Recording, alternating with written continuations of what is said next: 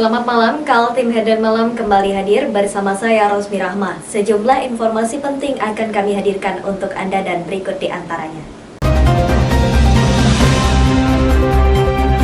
Kita awali Kaltim Headline Malam edisi kali ini. Pandemi COVID-19 membuat warga dituntut bertahan hidup. Hal itu mendorong 6 anak muda ini terjun menjadi petani. Mereka tidak ragu menyebutnya sebagai petani milenial. Kelompok ini menanam bawang merah di atas lahan sekitar 500 meter persegi. Berikut informasinya. Beginilah tanaman bawang merah yang baru saja dipanen. Di atas lahan sekitar 500 meter persegi, 5 anak muda itu menghabiskan waktu untuk menekuni pekerjaannya sebagai petani milenial. Lokasinya di Jalan Sekili Bengkuring, Samarinda Utara. Sejak masa pandemi, sudah 2 kali mereka melakukan panen bawang merah. Kalau hasilnya bagus, tidak menutup kemungkinan mereka akan menambah luas lahan pertanian. 5 anak muda itu adalah Buhari Hasan, Junaidin, Adi Afrianto, Andri, dan Iwan. Terima kasih. Lahan yang kami garap ini kurang lebih setengah hektar. Dan tidak menutup kemungkinan ke depannya kami akan memperluas lagi. Ya mungkin tambah 1 hektar. Dengan kapasitas seperti itu kita bisa memaksimalkan produksi ke depan untuk memenuhi kebutuhan. Setelah 2 kali panen, satu hal yang menghantui para petani milenial itu, yakni harga bawang merah yang tidak stabil membuat pendapatan mereka dari bertani menjadi tidak pasti. Faktor curah hujan yang tinggi menjadi penyebab harga bawang merah tidak menentu. Lantaran itu, mereka berharap kepada pemerintah untuk memperhatikan faktor tersebut, bahkan bila perlu intervensi menjaga harga bawang stabil. Bibit yang kita tanam dari awal bulan 1 kemarin, akhir Desember, itu sekitar 700 sampai 800 kilo. Awas penanamannya Pak ya? Ya. Jadi membutuhkan berapa ini Pak? Ini kurang lebih sekitar 2 bulan. Tantangan kita sih kalau di musim hujan ini tingginya curah hujan yang hari ini juga tidak menentu. Inilah yang menjadi hambatan kami, tingginya curah hujan. Dan kalau untuk persoalan hama di Kalimantan Timur atau di Samarinda ini kurang begitu ini. Kalau untuk hamanya yang menjadi kekhawatiran kita di sini curah hujannya yang tinggi. Tim Kaltim TV, Heriman melaporkan.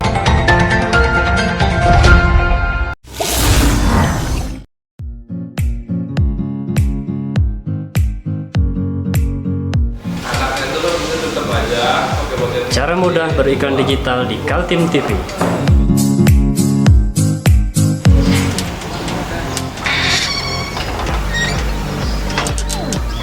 Yang pertama, jadilah sahabat Kaltim TV.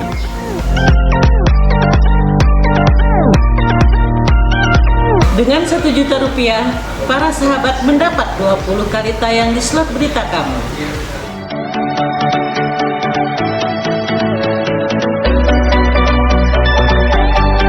Dengan 20 detik dapat menjangkau 20.000 penonton. Anda beruntung karena mendapat kesempatan perdana dari kami. Ayo jadilah sahabat Kaltim TV. Tutup tahun 2020, seluruh kepala desa bersama BPD atau Badan Pemusyawaratan Desa wajib menyampaikan pertanggungjawaban atas kinerja mereka selama 1 tahun. Desa Lojanan Ulu dipimpin Kepala Desa Supario menjadi desa pertama yang menggelar kegiatan itu di Kecamatan Lojanan, Kabupaten Kutai Kartanegara. Berikut informasinya. Desa Lojanan Ulu adalah satu dari 8 desa yang masuk wilayah administratif Kecamatan Lojanan, Kabupaten Kutai Kartanegara. Desa itu sepanjang tahun 2020 mengelola dana pembangunan desa sebesar 4,4 miliar lebih. Kini, dari jumlah anggaran pembangunan dan belanja desa itu masih tersisa 212 juta.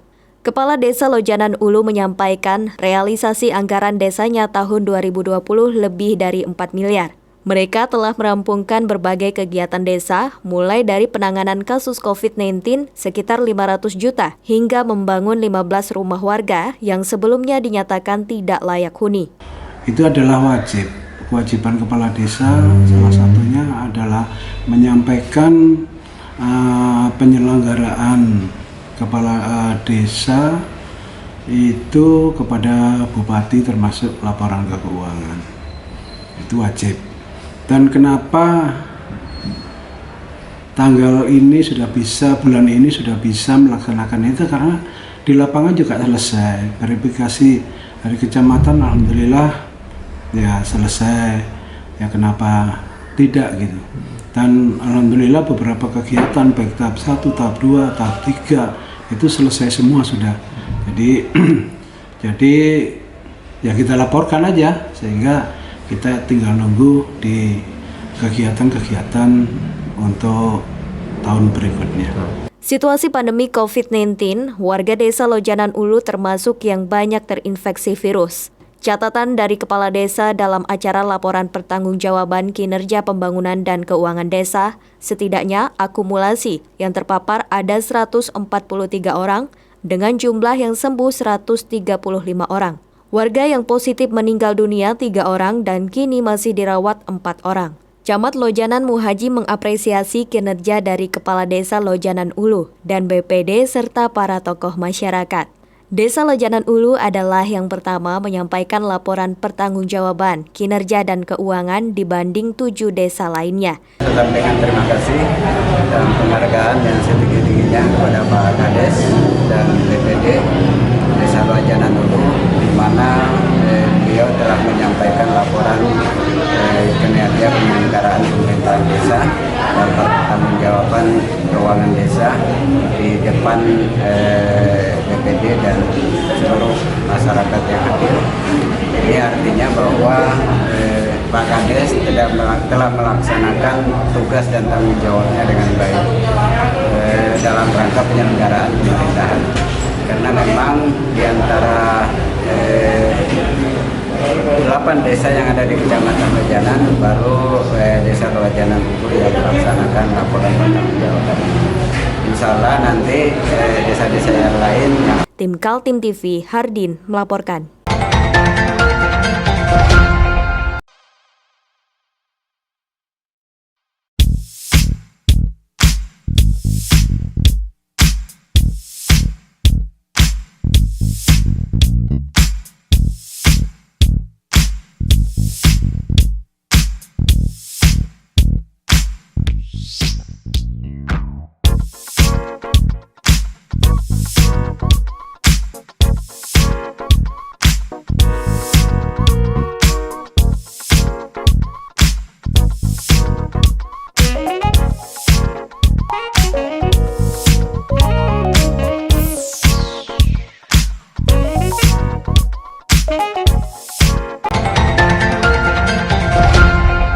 Keberhasilan merealisasikan anggaran pembangunan desa tidak terlepas dari peran BPD alias Badan Pemusyawaratan Desa.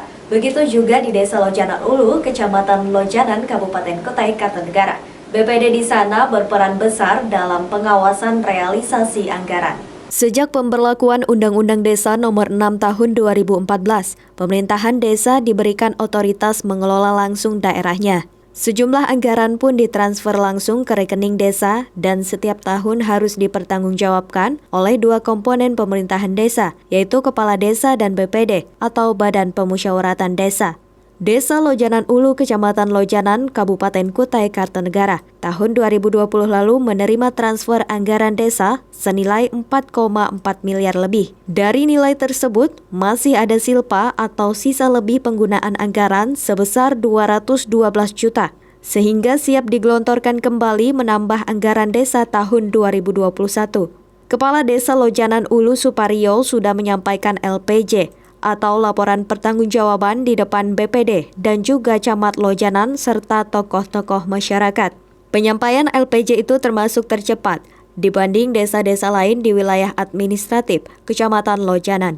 Bila perintah undang-undang nomor 6 2014 kemudian dilaksanakan oleh Pak Kades melaporkan pertanggungjawaban pemerintahan desa akhir anggaran 2020. Mulai tahap pertama sampai tahap terakhir, dan alhamdulillah dibatasi paling lambat itu 3 bulan setelah berakhir, tapi ini baru berjalan 1 bulan terakhir sudah bisa dilaporkan, menunjukkan bahwa kinerja kepala desa adalah betul-betul dan sungguh-sungguh. Lebih-lebih anggaran yang kemarin itu pelot-pelotannya ada dikurangi karena memang dimasukkan di penanganan bencana COVID itu sampai 500 lebih. Dan alhamdulillah sampai hari ini tidak ada kendala, dan tadi dilaporkan pula apa yang dilakukan oleh Pak Kades bersama perangkatnya itu sudah mencapai 96% dari anggaran 2020 kemarin. 3 isu yang menjadi perhatian pemerintahan Desa Lojanan Ulu. Pertama, soal pandemi COVID-19 yang sampai sekarang masih menghantui. Kedua, pembangunan rumah layak huni warga miskin. Dan ketiga, masalah ancaman bencana seperti banjir dan tanah longsor. Catatan dari Kepala Desa, jumlah yang terpapar virus corona ada 143 orang, dengan jumlah yang sembuh 135 orang. Warga yang positif meninggal dunia 3 orang dan kini masih dirawat 4 orang. 9 orang unsur BPD menyambut baik kinerja Kepala Desa Suparyo. Mereka mengapresiasi kerjasama selama tahun 2020, di mana BPD berperan sejak dari perencanaan anggaran hingga pengawasan pelaksanaan. BPD ikut memantau dan selalu mulai dari perencanaan, pelaksanaan sampai evaluasi sampai visum terakhir BPD selalu ada di sana. Berarti selama ada kegiatan itu BPD dengan desa sinkron Pak? Sinkron, alhamdulillah. Karena memang sama-sama tahu tupoksi. Kita tahu tupoksi BPD, Kepala Desa juga tahu tupoksi sebagai pengguna dan pengguna anggaran itu. Kami sebagai pengawas. Iya, dalam Atas apresiasi dari BPD, Kepala Desa Suparyo menyampaikan ucapan terima kasih dan siap melaksanakan amanah kembali untuk tahun 2021. Tim Kaltim TV, Hardin melaporkan.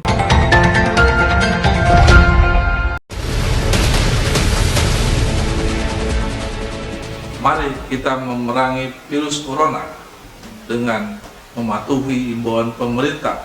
Stay at home.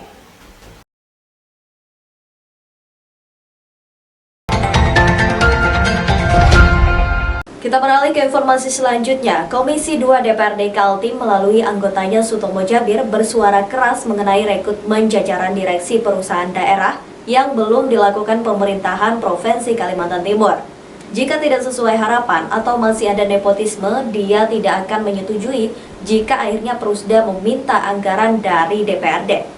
Tahun 2021, Perusda atau BUMD, Badan Usaha Milik Daerah, belum juga dibenahi oleh Pemprov Kaltim. Dari 8 Perusda, 1 diantaranya sudah KO alias gulung tikar, yaitu PT Agro Kaltim Utama.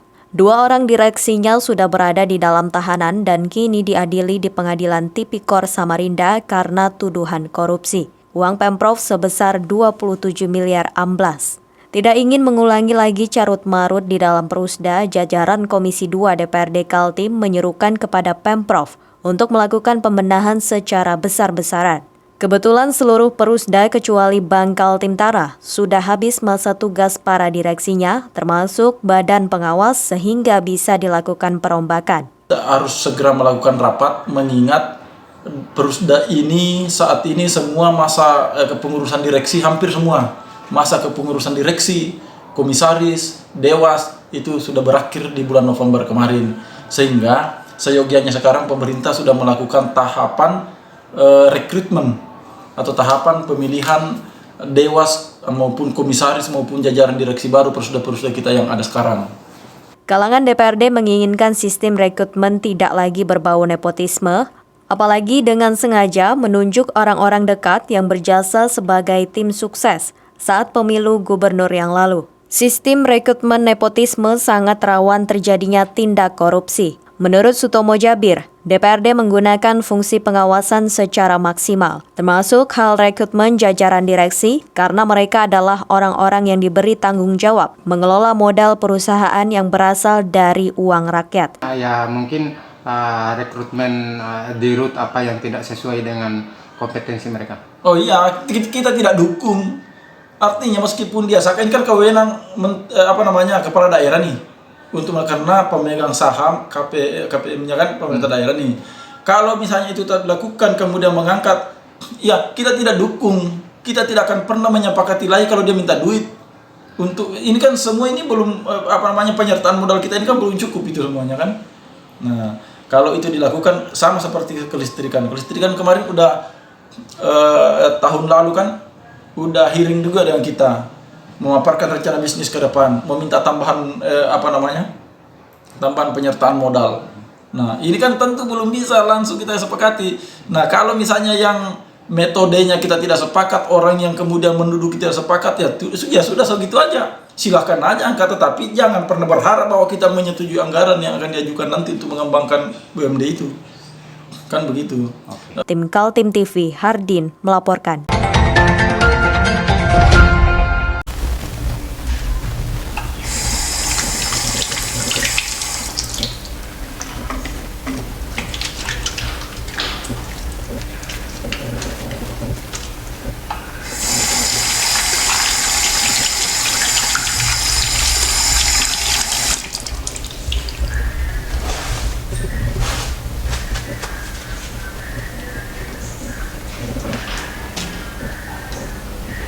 Meskipun di rumah saja, kita tetap selalu menjaga kesehatan, cuci tangan, menggunakan hand sanitizer. Ingat, mulailah dari diri sendiri. Warga Kalimantan Timur yang ingin melakukan perjalanan ke Balikpapan harus mengetahui berita ini. Sejak 25 Januari lalu, setiap pendatang yang memasuki kota itu melalui jalur darat akan dites rapid antigen. Kalau ternyata positif atau reaktif, maka tidak boleh masuk. Hari pertama operasi tes rapid antigen Balikpapan dilakukan di 2 tempat. Pertama, di Jalan Soekarno-Hatta kilometer 13 Kelurahan Karangjoang, Balikpapan Utara, tepatnya arah masuk tol Balikpapan Samarinda. Dan pos pemeriksaan kedua ada di Pantai Lamaru Teritip, Manggar. Operasi berjalan lancar, namun ada juga ibu-ibu yang menolak dites dan memilih tidak masuk Balikpapan. Padahal dia berangkat bersama rombongan. Sementara pada operasi hari kedua di Lamaru Manggar ditemukan 2 orang warga dengan plat nomor mobil luar kota Balikpapan positif saat diperiksa antigen. Keduanya kemudian diisolasi di penampungan darurat embarkasi Haji Batakan.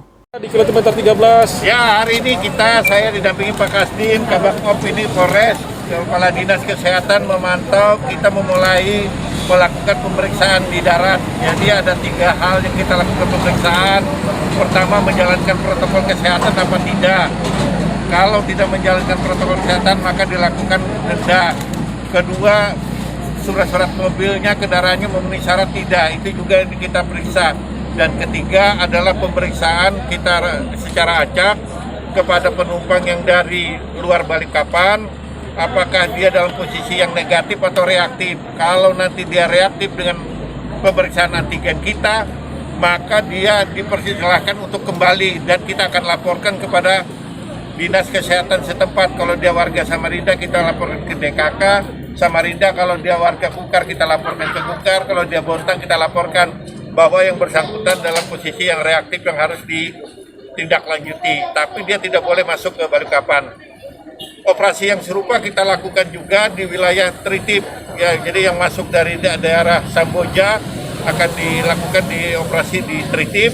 Langkah tegas ditempuh Pemkot Balikpapan lantaran kasus COVID-19 di daerah itu terus-menerus menunjukkan tren peningkatan. Setiap hari pertumbuhannya sudah melampaui 100 pasien positif baru, sehingga Pemkot menerapkan PPKM atau pemberlakuan pembatasan kegiatan masyarakat. Selain mewajibkan tes antigen bagi penumpang masuk via bandara dan pelabuhan laut, juga pendatang via darat. Se-Kalimantan Timur, Kota Balikpapan menjadi daerah tertinggi jumlah orang yang tertular virus corona. Secara akumulatif sudah ada 8.990 orang terpapar, 7.038 orang sembuh. Jumlah pasien positif meninggal dunia ada 339 orang. Dan kasus aktif di ruang isolasi ada 1.613 orang. Ini dalam rangka kita untuk menekan karena angka terkonfirmasi positif di Balikpapan meningkatnya sangat tajam. Ya rata-rata sekarang setiap hari di atas 100. Nah ini dan terbesar adalah klaster keluarga. Dan karena itu kita lakukan operasi seperti ini, mudah-mudahan kita bisa menekan kembali angka yang terkonfirmasi positif karena situasinya sudah darurat. Balikpapan itu 11 rumah sakit sudah penuh semuanya, kondisinya benar-benar harus menjadi perhatian. Wali Kota Balikpapan mengakui walau sudah PPKM tahap pertama, pertumbuhan kasus COVID masih tinggi. Dia sudah menyusun rencana PPKM akan diperpanjang. Tim Kaltim TV, Agustina melaporkan dari Balikpapan.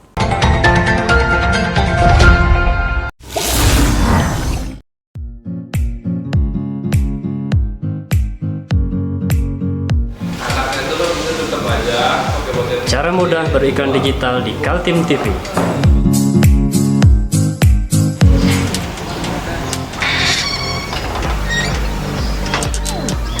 Yang pertama, jadilah sahabat Kaltim TV.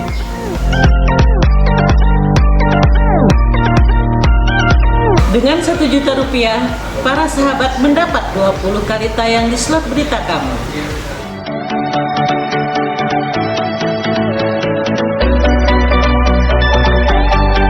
Dengan 20 detik dapat menjangkau 20.000 penonton.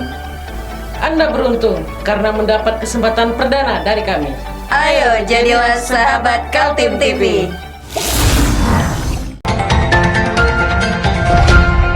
Demikian Kaltim Headline Malam edisi kali ini. Informasi lainnya dapat Anda simak melalui situs website kami www.kaltim.tv, channel YouTube dan fanpage Facebook Kaltim TV. Jangan lupa untuk selalu patuhi protokol kesehatan. Saya Rosmi Rahma bersama kerabat kerja yang bertugas pamit undur diri. Selamat malam dan sampai jumpa.